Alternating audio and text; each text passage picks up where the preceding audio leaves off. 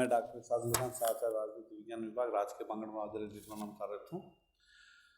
आज हम लोकतंत्र के विविध सिद्धांत में विशेष रूप से बहुलवादी सिद्धांत और अभिजनवादी सिद्धांत और मार्क्सवादी सिद्धांत का अध्ययन करेंगे, जिसमें प्रथम अध्याय में हम बहुलवादी धारणा का अध्ययन और अभिजन जो है विशिष्ट वर्ग का अध्ययन करेंगे और दूसरे अध्याय में हम मार्क्सवादी सिद्धांत का अध्ययन करेंगे। जैसे कि कार्ल मैनहीम ने बताया कि वस्तुनिष्ठ नीति का निर्धारण अभिजन के हाथ में होता है, लेकिन इसका मतलब यह नहीं है कि समाज लोकतंत्रीय नहीं है। लोकतंत्र आज के समय की निश्चित रूप से सर्वाधिक लोकप्रिय धारणा है और 20वीं शताब्दी के उत्तरार्ध में से ही स्थिति यह है कि अपने आप को लोकतंत्रवादी या डेमोक्रेटिक कहना एक फैशन बन गया है। आज प्रत्येक व्यक्ति अपने आप को लोकतंत्रवादी कहता है और अपने ही ढंग से लोकतंत्र का आशय ग्रहण करता है। इस स्थिति के परिणाम स्वरूप 20वीं सदी के अंतिम दशकों से लोकतंत्र की विविध धारणाएं अस्तित्व में आ गई है। इनमें प्रमुख है लोकतंत्र की चिरसम्मत धारणा, शास्त्रीय उदारवादी धारणा, लोकतंत्र की बहुलवादी धारणा अवधारणा, लोकतंत्र की अभिजनवादी धारणा, लोकतंत्र की मार्क्सवादी धारणा। यानी शास्त्रीय उदारवादी लोकतंत्र का सर्वाधिक मान्यता प्राप्त स्वरूप और सर्वाधिक मान्यता प्राप्त सिद्धांत सामान्यतः लोकतंत्र के नाम से इसे जाना जाता है। शास्त्रीय उदारवादी लोकतंत्र की पूर्ण विवेचना लोकतंत्र और अधिनायकवाद के अध्ययन में हमने अध्ययन कर चुके हैं। लोकतंत्र की बहुलवादी धारणा में लोकतंत्र की बहुलवादी धारणा मोटे तौर पर उदारवादी धारणा के साथ जुड़ी हुई एक विशेष क्षेत्र में उदारवादी लोकतंत्र को आगे बढ़ाती है। उदारवादी लोकतंत्र व्यक्ति की स्वतंत्रता और उसके अधिकार और रक्षा के लिए समुचित व्यवस्था पर आधारित है। बहुलवादी लोकतंत्र इस बात पर बल देता है कि समस्त व्यवस्था में व्यक्तियों द्वारा सामाजिक, आर्थिक, धार्मिक, सांस्कृतिक आदि क्षेत्रों में निर्मित विविध समुदाय अपने महत्वपूर्ण स्थिति रखते हैं और वास्तविक लोकतंत्र की स्थापना तभी संभव है जब समस्त व्यवस्था में इन ऐच्छिक समुदायों की महत्वपूर्ण स्थिति को मान्यता दी जाए। Maurice Duverger, Robert A Dahl, Loewenstein, Lipset आदि विद्वानों ने बहुलवादी धारणा का प्रतिपादन किया। बहुलवादी लोकतंत्र की मूल धारणा सत्ता का विकेंद्रीकरण। डुवर्जर बहुलवादी लोकतंत्र की परिभाषा इन शब्दों में करता है कि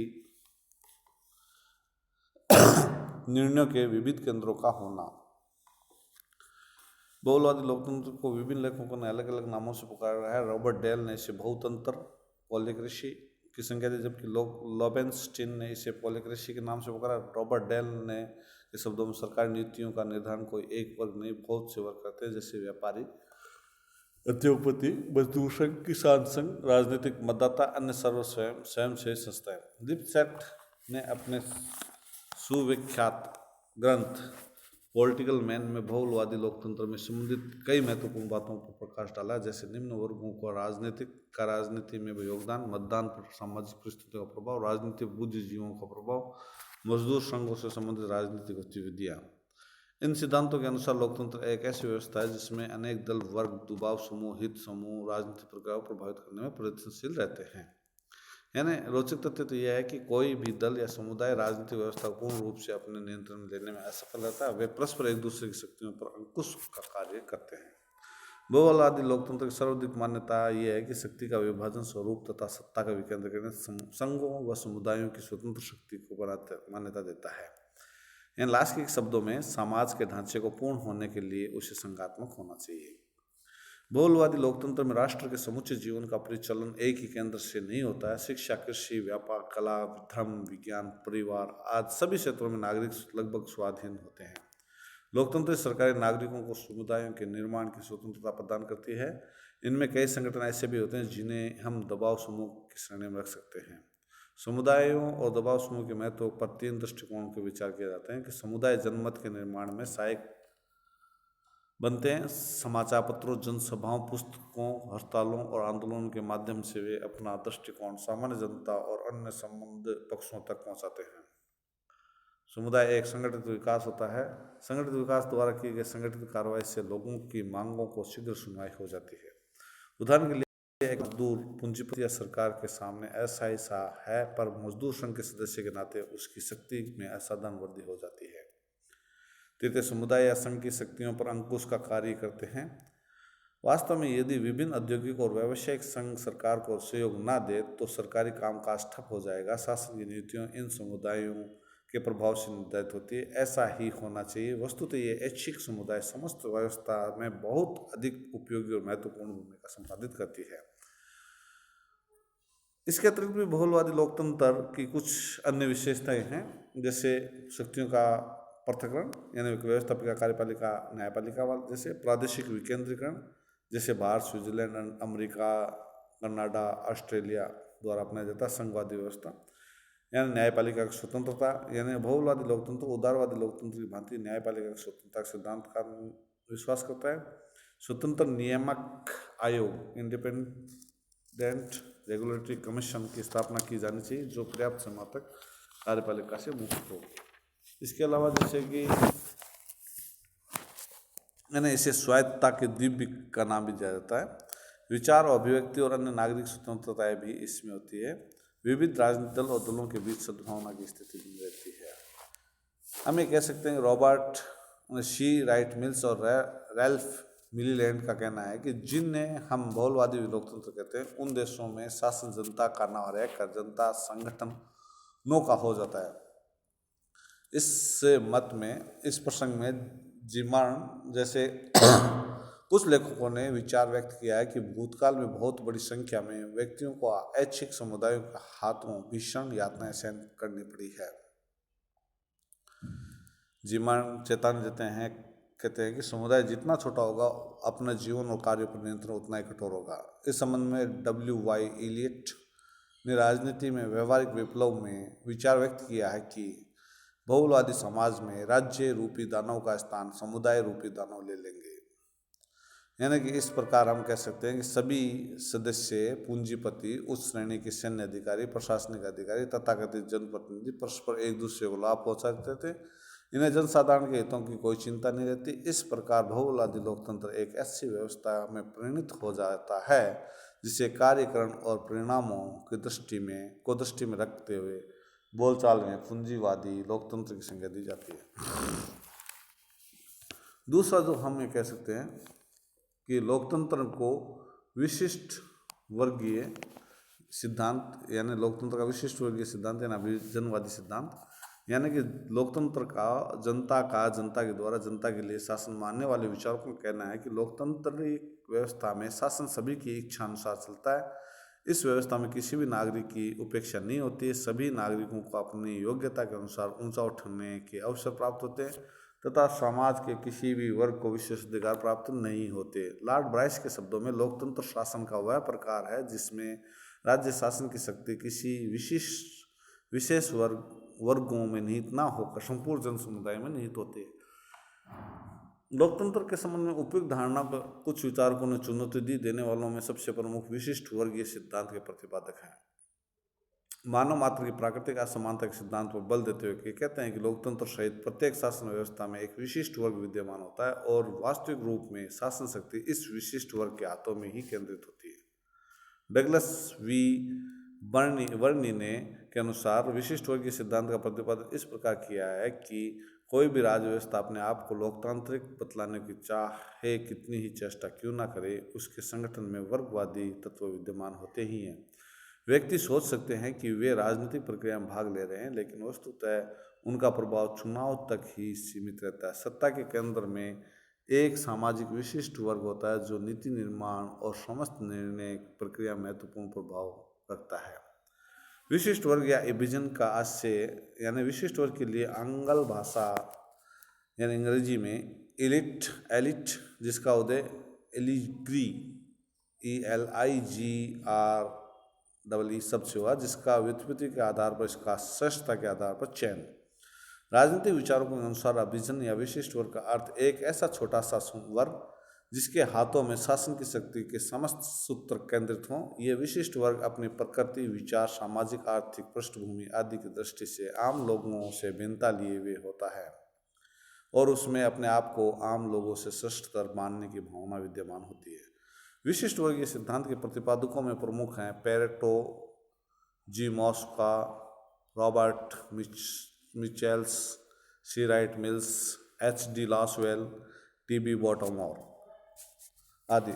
पेरेटो मानवीय असमानताओं के आधार पर मानव समाज को दो वर्गों में बांटता है, अभिजन अथवा विशिष्ट वर्ग। अभिजनतर यानी सामान्य वर्ग, अभिजन को उसने पुनः दो भागों में विभाजित किया, शासक अभिजन गवर्निंग एलिट, अशासक अभिजन non governing elite.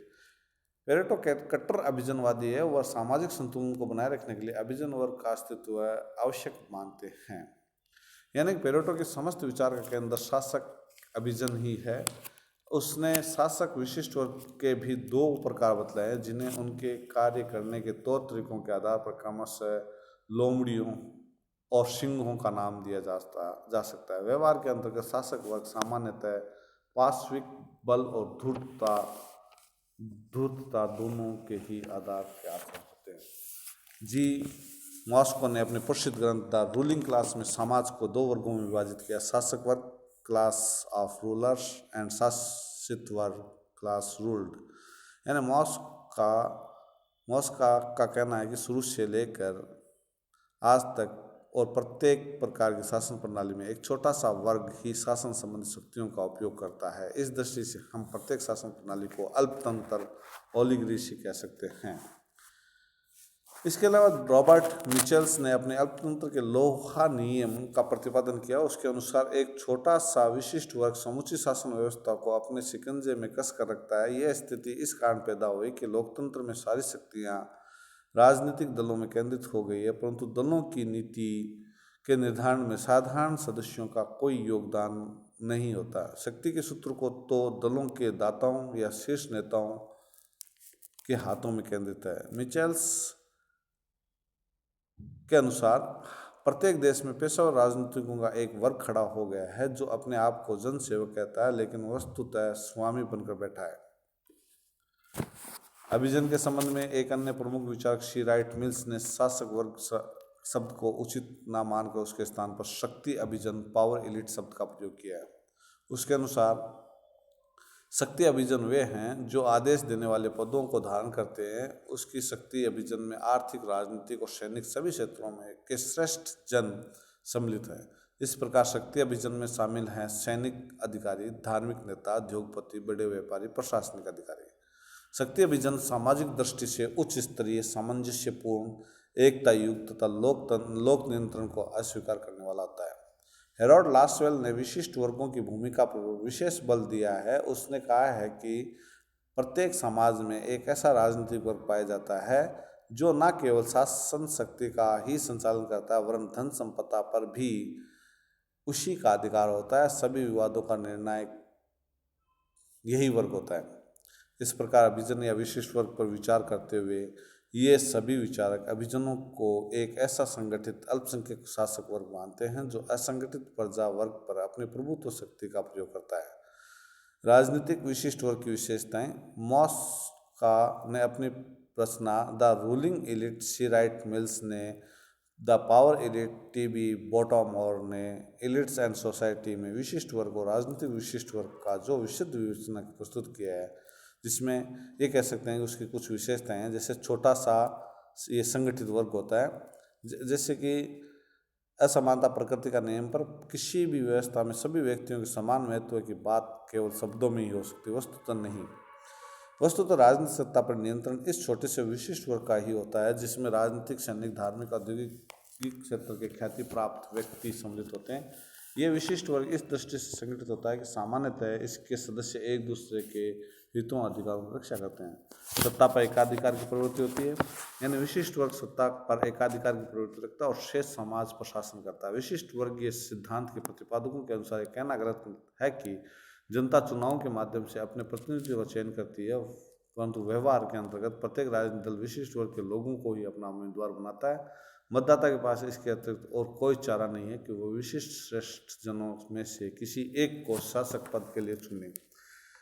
J.S. Schumpeter ने कहा है कि लोगों को केवल यह अवसर मिलता है कि वे किन्हीं खास सत्ताधारियों को हटाकर उनकी जगह दूसरे किन्हीं विशिष्ट लोगों का पर्दासीन कर सके। विशिष्ट महत्व। सभी राज व्यवस्थाओं में अभिजन वर्ग को विशिष्ट महत्व प्राप्त होता है। अभिजन वर्ग देश की राजनीतिक दिशा निश्चित करता है और यह भी निर्णय करता है कि किन उपायों को अपनाकर इस लक्ष्य को प्राप्त किया जाएगा। विशिष्ट हित, यानी अभिजन वर्ग का जीवन के प्रति सामान्य जन से पृथक रूप से अपना एक विशिष्ट दृष्टिकोण होता है। सामान्य जन की तुलना में उनकी भौतिक मानसिक आवश्यकताएं अधिक होती है, यही कारण और यही उनके विशिष्ट हितों को जन्म देती है। अभिजन में परिवर्तन, अभिजन वर्ग में निरंतर परिवर्तन होते रहते हैं। आज जो अभिजन वर्ग है उसका विरोध करने के लिए प्रति अभिजन काउंटर एलिट का जन्म होता है। ये प्रति अभिजन स्वयं के लिए शासक अभिजन की स्थिति प्राप्त करने के लिए निरंतर प्रयत्नशील रहता है। जब इसे सफलता प्राप्त हो जाती है तो इससे अभिजन वर्ग में परिवर्तन सभी शासन व्यवस्थाओं में होते हैं। अंतर केवल यह है कि लोकतंत्र में तो चुनाव के रूप में अभिजन वर्ग में परिवर्तन का एक संवैधानिक मार्ग होता है, लेकिन अन्य शासन व्यवस्थाओं में क्रांति और बल प्रयोग के आधार पर अभिजन में परिवर्तन होता है। भारत और अमेरिका में 1977 में चुनाव के आधार पर अभिजन वर्ग में परिवर्तन हुए, लेकिन 1978 में ईरान में अभिजन वर्ग में परिवर्तन के लिए क्रांति और बल प्रयोग के तरीके अपनाए गए। अभिजन विशिष्ट वर्ग की धारणा और लोकतंत्र में, अभिजन की धारणा और लोकतंत्र एक दूसरे के अनुकूल है अथवा नहीं, इस संबंध में दो विचार प्रचलित हैं। यानी कि प्रथम विचार यह है कि अभिजन की धारणा लोकतंत्र के विचारों में विरोध है और विरोधी दो रूप हैं, जैसे प्रजातांत्रिक राजनीतिक विचार व्यक्तियों की मूलभूत समानता के सिद्धांत में विश्वास करता है, किंतु अभिजन वर्ग की धारणा व्यक्तियों की असमानता पर आधारित है। प्रजातंत्र बहुमत शासन के विचार पर आधारित है, लेकिन अभिजन वर्ग की धारणा में यह निहित है कि शासक वर्ग अल्पसंख्यक समुदाय होता है। इन्हीं आधारों पर अभिजन वर्ग की धारणा के प्रारंभिक प्रतिपादक कार्लाइल और नीत्शे प्रजातंत्र की धारणा के विरोधी थे। मॉस का भी प्रारंभ में प्रजातंत्र का समर्थक नहीं था। उसकी विचारधारा में तो आगे चलकर परिवर्तन हुआ। बोटोमोर भी समानता का प्रबल समर्थक है। इसी आधार पर वह अभिजन वर्ग की धारणा को लोकतंत्र के विरुद्ध मानता है। दूसरी धारणा यह है कि प्रजातंत्र और अभिजन वर्ग की धारणा में परस्पर कोई विरोध नहीं है। वस्तुस्थिति यही है कि इसमें पारस्परिक विरोध उतना ही नहीं है जितना कि सतही तौर पर दिखाई देता है। प्रजातंत्र को सिद्धांत के रूप में भले ही समस्त जनता का शासन या बहुमत का शासन कहा जाए, लेकिन व्यवहार में बहुमत वर्ग के द्वारा प्रभावदायक शासन संभव नहीं होता। राजनीतिक प्रजातंत्र का महत्व केवल इसी बात में होता है कि समाज के अंतर्गत शक्ति के स्थान पर उसका स्थान पर जो शक्ति सिद्धांत जो स्थान पर सिद्धांत के रूप में प्रत्येक के लिए खुले रहते हैं, यानी शक्ति प्राप्त करने के लिए प्रतियोगिता होती रहती है और शक्ति के धारक निर्वाचकों के प्रति उत्तरदायी होते हैं।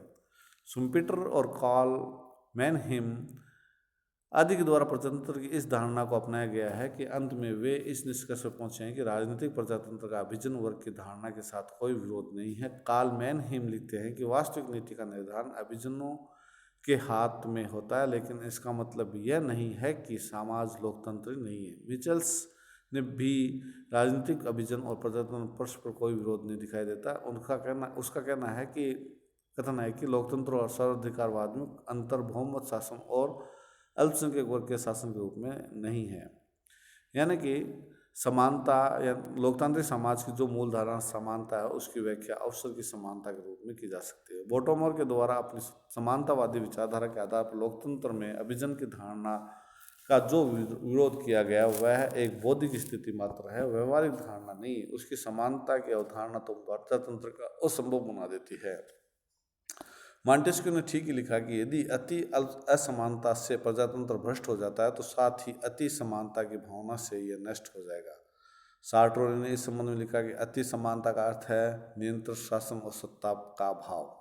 ब्राइस ने निश्चयात्मक शब्दों में कहा है कि संभवतः किसी भी प्रकार के शासन का महान नेताओं की इतनी अधिक आवश्यकता नहीं पड़ती जितनी कि लोकतंत्र को। वास्तव में लोकतंत्र को यदि सफलता प्राप्त करनी है तो उसे कार्य कुशलता का परिचय देना होगा। लोकतंत्र के लिए इसका परिचय देना उसी समय संभव है जब कि लोकतंत्र का अभिजन वर्ग के साथ समन्वय स्थापित किया जाए। अभिजन वर्ग एक शाश्वत तत्व है और उसकी प्रधानता को स्वीकार करके लोकतंत्र अपने आप को जीवित रख सकता है। 1971 ईस्वी में जब ब्रिटिश चांसलर लॉर्ड हेल्साम भारत आए तब उन्होंने स्पष्टता कहा था कि अभिजन की अवहेलना लोकतंत्र के लिए एक वास्तविक संकट है। न केवल अभिजन वर्ग की धारणा के लिए लोकतंत्र में अभिजन वर्ग की भूमिका महत्वपूर्ण है। इस अध्याय में इतना ही। इसके बाद में लोकतंत्र की विविध जो धारणा है उसमें लोकतंत्र की मार्क्सवादी धारणा का हम अध्ययन करेंगे। जय हिंद।